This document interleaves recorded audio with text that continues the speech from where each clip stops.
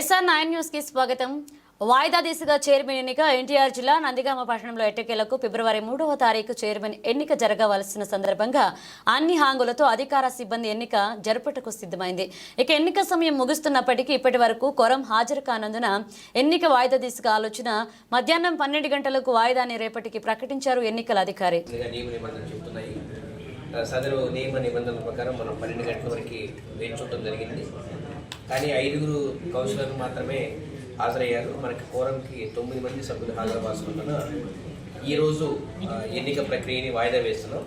మరలా రేపు ఉదయం 11 గంటలకి ఇదే బాబు జగజ్జీవన్ రామ్ హాల్ నందు ఈ నందిగామ మున్సిపల్ చైర్మన్ ఎన్నిక ప్రక్రియ చేపట్టబడుతుంది. రేపు కూడా మనకి కోరం ఎప్పుడు జరిగినా కూడా కోరం ఉన్నప్పుడే ఎన్నిక నిర్వహించాల్సింది. కాబట్టి ఇదే విషయాన్ని అందరి కౌన్సిలర్స్ మేము ఇన్ఫార్మ్ చేస్తాము. అందరికీ మీడియా ద్వారా అందరికీ తెలియజేయడం నందిగామ మున్సిపల్ చైర్మన్ ఎన్నిక ప్రక్రియ కోరం లేనందున ఈరోజు వాయిదా పడింది. రేపు ఉదయం 11 గంటలకు నందిగామలోని బాబు జగజ్జీవన్ రామ్ హాల్ నందు ఎన్నికల ప్రక్రియ నిర్వహించారు. Thank you.